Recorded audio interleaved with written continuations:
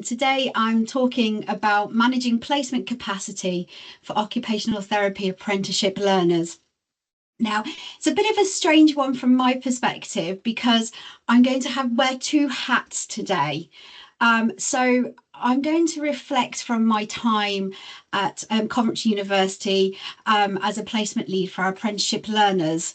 And then since April of this year, I then moved to the Royal College of Occupational Therapists and joined the education team alongside Kath as the Education Enhancement Advisor.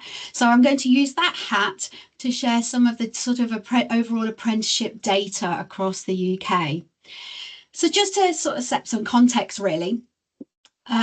So over the last sort of 30 years, like many other HEIs, Coventry University had their traditional part-time in-service route to studying occupational therapy.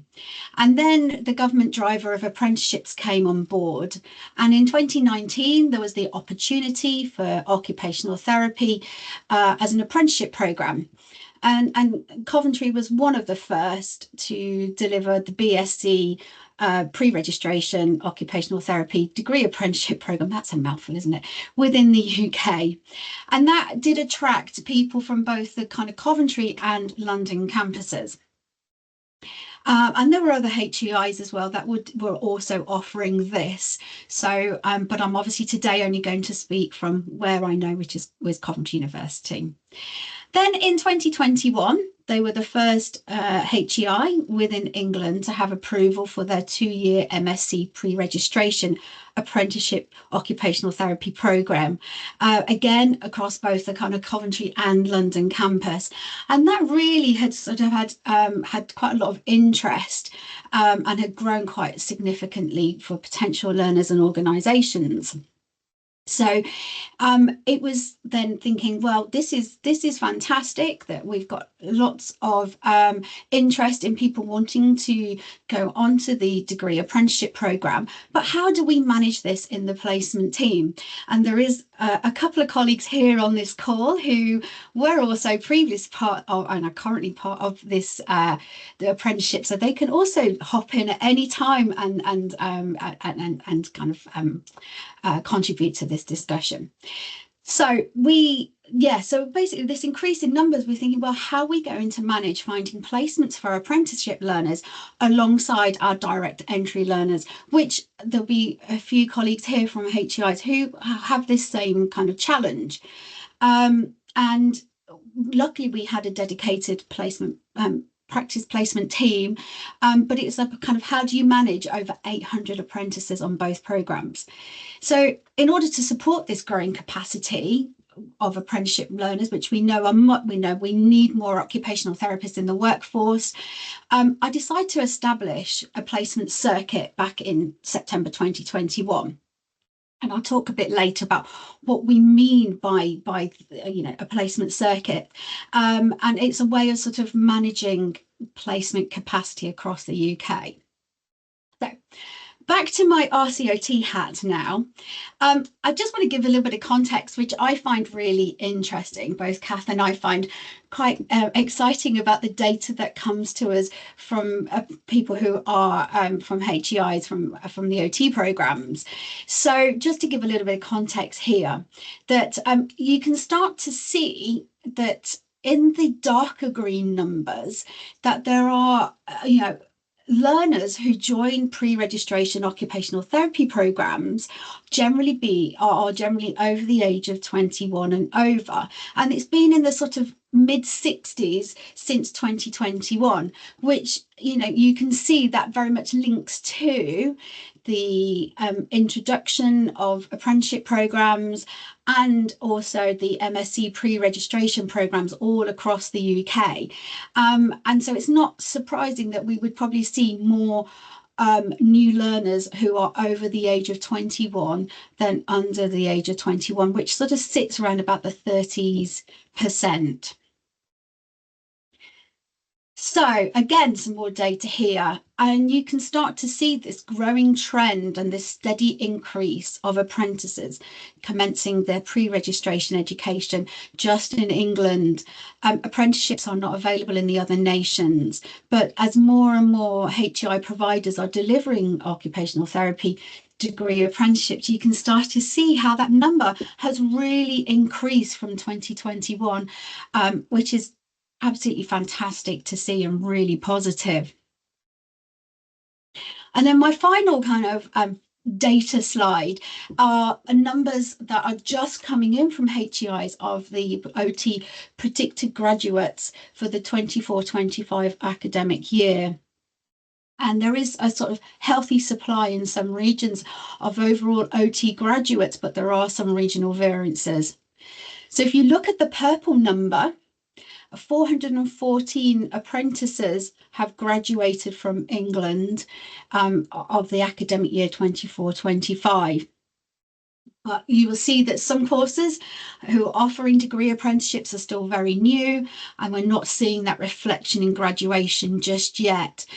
But you can start to see that at Coventry, we needed a plan as to how we would ensure that apprentices have this balance of sort of practice-based learning opportunities, as well as alongside dealing with the organisation and the management of other direct entry learners, and how we was going to manage this. And that's not uncommon for many HEIs who have sort of multiple programs. So we came up with this idea of developing placement circuits. So before I sort of share the success of these sort of placement circuits, I spent a lot of time reflecting on the kind of journey that I'd been through, and there was a few challenges along the way that I wanted to sort of pass on, particularly to those people, those HIs who are just starting taking apprenticeship learners, or those placement providers who are having having their own apprentices. So one of the things is that we had was that issue of placement capacity, and that apprentices don't carry tariff funding. And although that has been lobbied for quite a while to say that, we should receive, placement providers should receive funding, it's still no progress made with that. So it was really challenging to find placements for apprentices, particularly, for example, outside of the statutory sector, such as, the private, the independent and the voluntary organisations, where they would not receive payment. And if you're a charity that is offering, placements, you're going to really benefit from that tariff payment. So that then often restricts having apprenticeship learners. I had quite a few charitable organisations saying, I'd love to have an apprentice, but, we need the money. We're a charity, which is understandable. One of the other challenges with, if one organisation in the statutory sector said, yeah, I'll have your apprentice this time around, that's fine, but mine's not going out till next semester, but I'll have yours now, that's great. Often that sort of didn't reflect in those organisations that used that fair share model data, and that made it a bit disjointed. One of the other challenges I had was that apprentices we really discouraged them arranging their own placement. And we found that at times it caused some conflict. If they approached an organisation which, unbeknown to them, had a fair share model in place, and either the placement coordinator or whoever was not aware that they were an apprentice learner, and wouldn't receive the tariff payment, or that it impacted on their fair share model, it really kind of often caused, at times a kind of a bit of a challenge and some conflict with that organisation and ourselves within the placement team. And also, those of you on this call that are in placement teams and managing placements, as placement organisations, the role is to really oversee the quality of those placements and setting up contracts and all that stuff that goes on behind the scenes that often learners don't appreciate, and the time that it takes, which is why we really discourage apprentices finding their own placement. Now, the challenge was that competition with other HEIs in different geographical regions who also offered direct entry and apprenticeship programs, and that impact on tariff payment, that impact on placement capacity that everybody, is finding placements for people challenging. And then Coventry had about 800 plus degree apprentices across both programs, which again, on top of trying to find placements within that geographical region, as well as your own, within your own organisation, again, was another challenge. And then you had the challenge of some apprentice employers wanting their apprentices to remain in their own organisation for all their placements. And it's probably because they were a very large organisation that could offer that balance of placement opportunity for their own apprentice.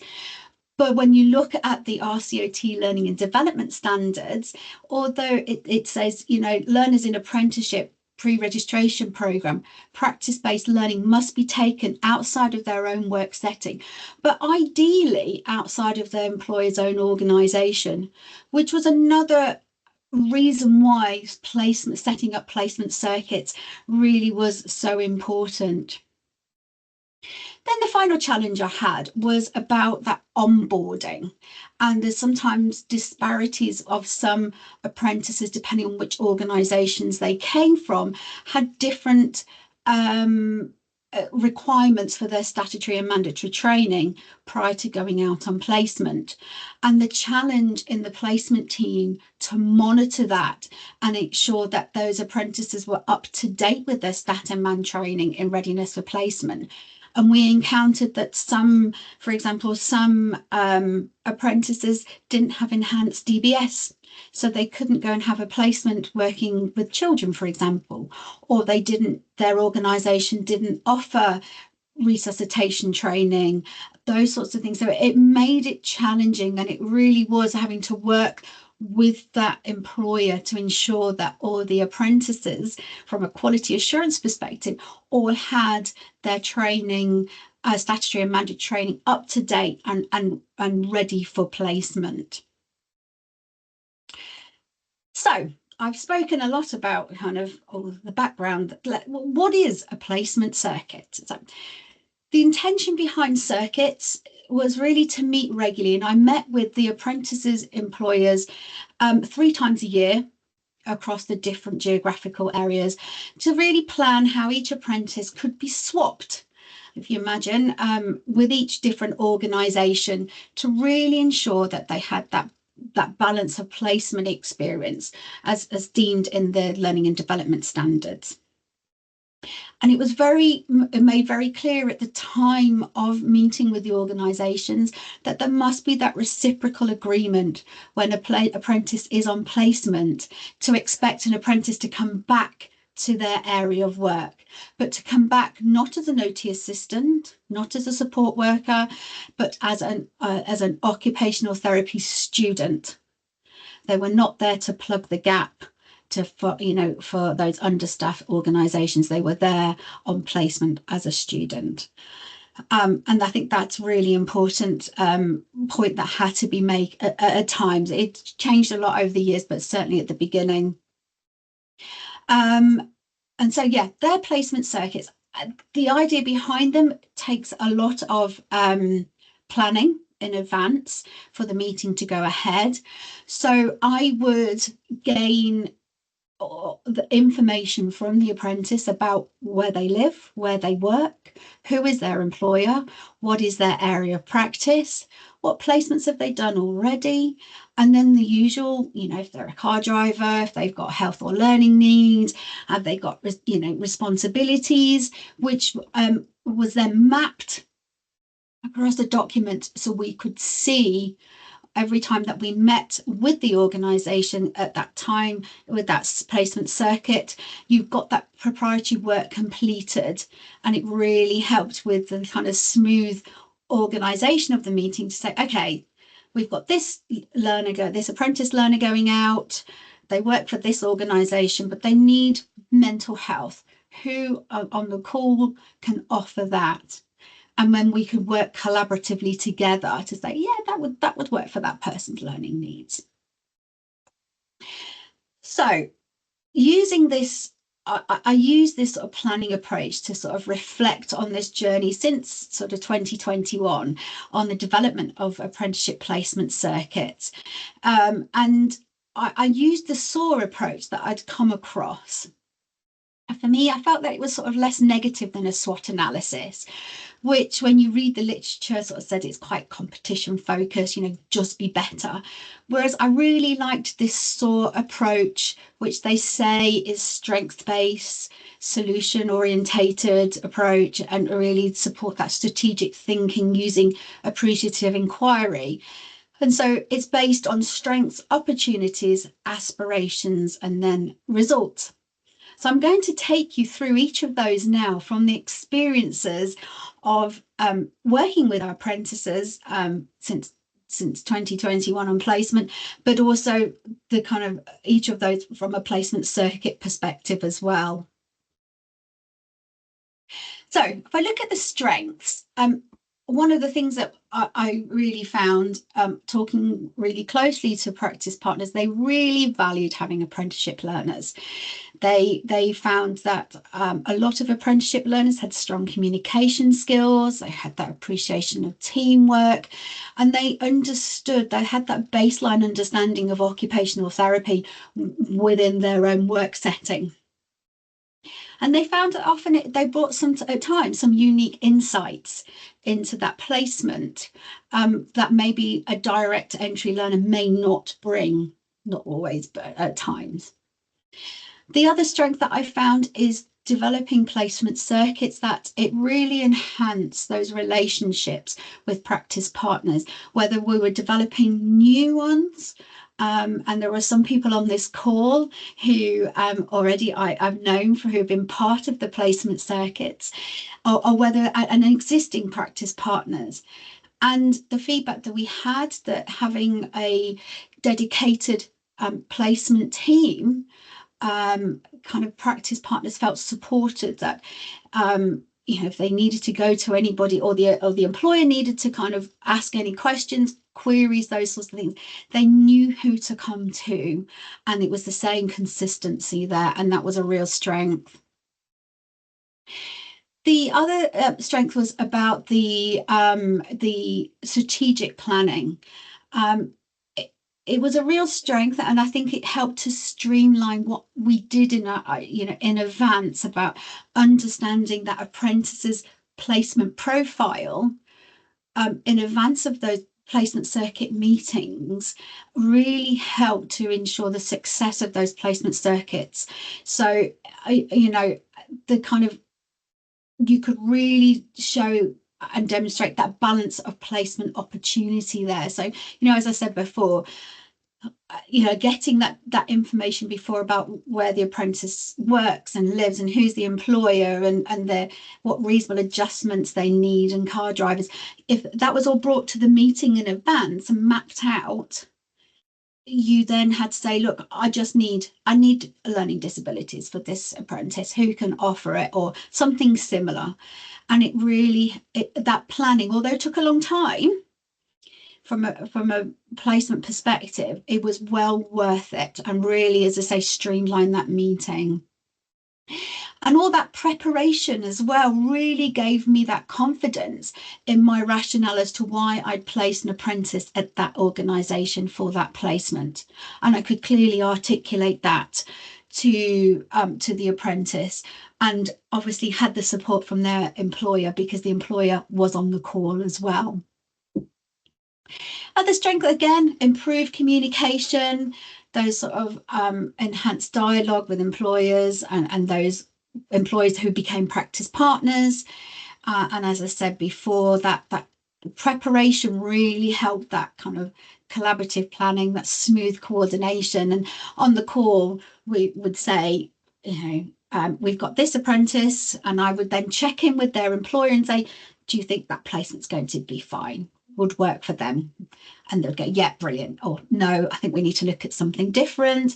They may have some other intelligence, some other data. I think we need to look at something else. So that was really helpful. It really kind of gained that collaborative planning for the apprentice.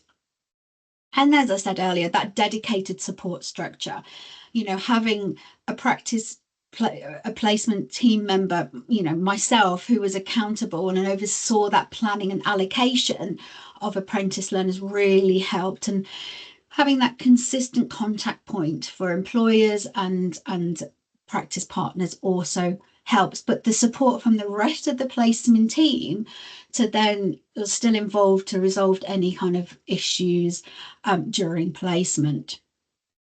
And then finally, the final strength, encouraging that kind of broader engagement, because as the practice placement team, geographically, we had this massive plan of who all the apprentices are going out. We had all this information, where they work, where they live, who is their employer, and that you're able to bring people together that maybe you wouldn't have brought those organizations together previously. So you're able to kind of, or practice placements, employers are able to really collaborate with each other and diversify that placement experience beyond that single setting for the apprenticeship learner.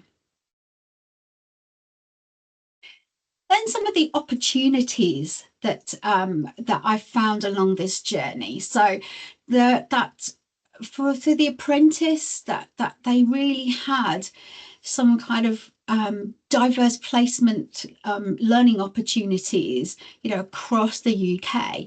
And I had a couple of apprentices at times that I live in one place, but actually I have connections. I can move up to a different geographical part of the UK.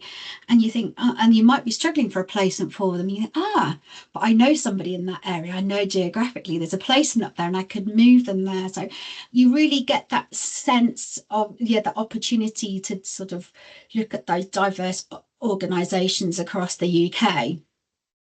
And also your geography of the UK greatly improves as well. And again, some of those employers who are placement providers are outside of the traditional placement areas and may offer that kind of independent practice that charitable experience, which was great. Again, networking collaboration was a great opportunity.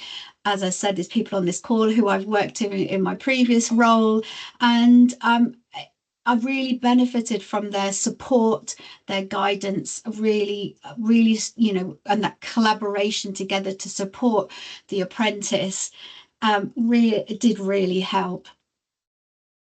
The other opportunity we found was that some apprentices, depending on the organisation they came from, if it was a very large organisation, had that opportunity to have in-house rotations as part of their everyday or their employment.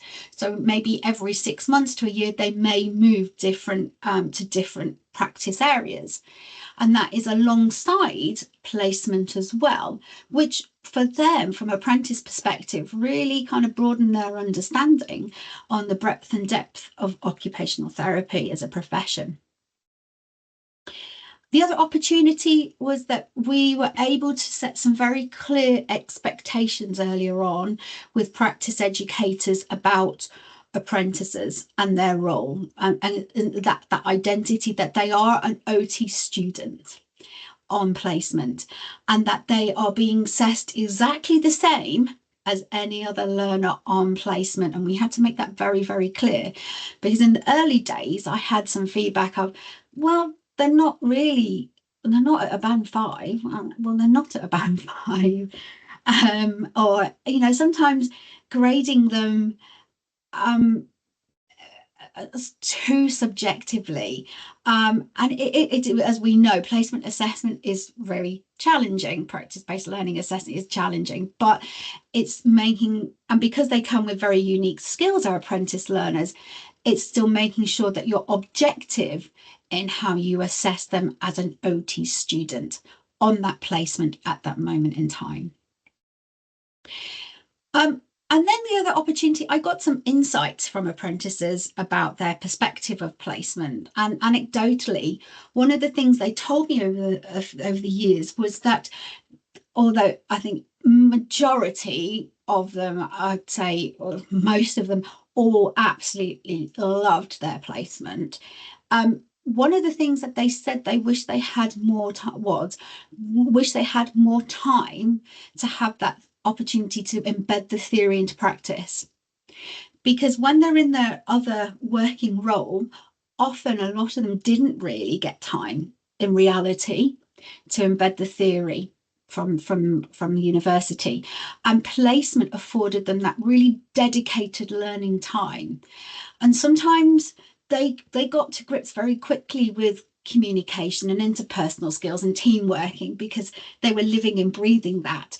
But what they didn't have is often that theoretical opportunity and that time to really understand occupational therapy from that placement setting and the theory associated that, and they wanted more time with that, and I thought that was quite crucial.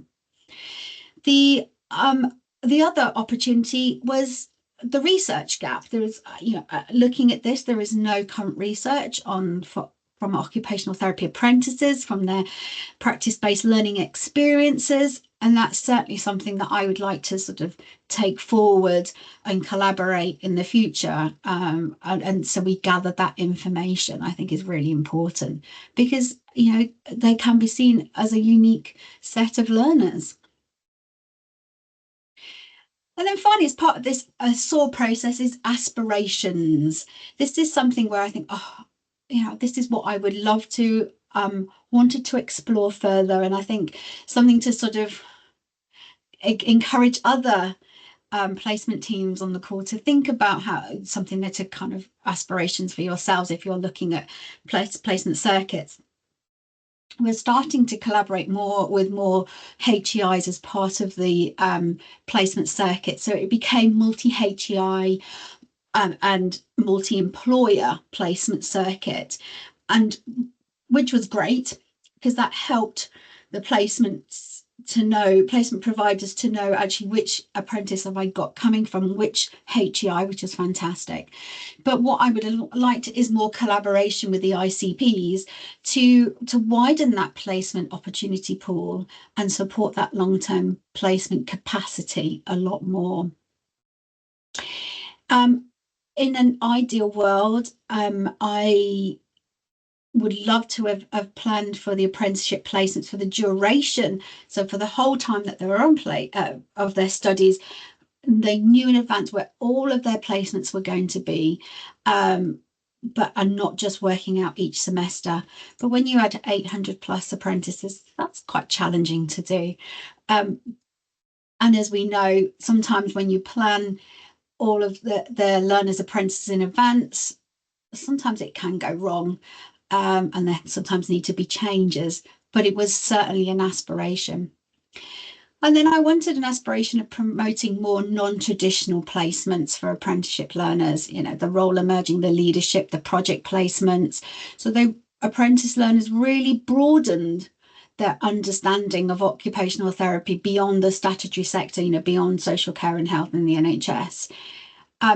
What was interesting is that when I broached this with some apprenticeship learners, they were really adamant they did not want a placement in a non-traditional setting. I thought that was quite interesting, but I think that's very important. Others did and embraced it and absolutely loved it. And then finally, my final aspiration would be to promote that peer-led mentoring and support with learners on placement at different placement levels, first placement supporting, being supported by a final year learner on placement, those sorts of things. So there was just some aspirations I'd like to have considered. And then finally, the results of this. So I'd got and this is approximately about 890 apprentices had been placed on time over that 3-year period from September 2021 to September 24, since the introduction of the OT placement circuit. And the on time was quite remarkable, really, to get everybody out during that time. And that was due to the circuits and the kind of collegiate working with employers' practice partners. And we went from 1 up to 22 placement circuits that were developed across Midlands, London, and the Southeast. In various different sectors, NHS, social care, health, education. Really some really interesting placement opportunities there. And the success of this placement circuits is very much due to the support from a very much dedicated practice placement team for occupational therapy, and the time that's needed to develop those new and strengthen those current networking opportunities with practice partners. Otherwise, it would not have been possible to coordinate that large cohort of apprentices across both programs and getting them out on time as well. So yeah, that's certainly a real success. So just in summary, placement circuits have been hugely successful for really developing that close partnership, working with organisations and employers and finding those placement opportunities. And as I said, having that dedicated practice placement team for occupational therapy has really ensured that consistency for learners and really allowed us to maintain those relationships with placement providers. And it's a really important role that should not be underestimated either. And as you've seen, that whole process of that journey that I've been through has had some challenges and will continue to have some challenges. But, you have the opportunity to kind of work collaboratively to kind of look at how you overcome those challenges and problem solve them. And then just my next 2 slides are how this is linked to the HP practice education principles 1, 3, 4, and 7. And that is my reference list. And thank you.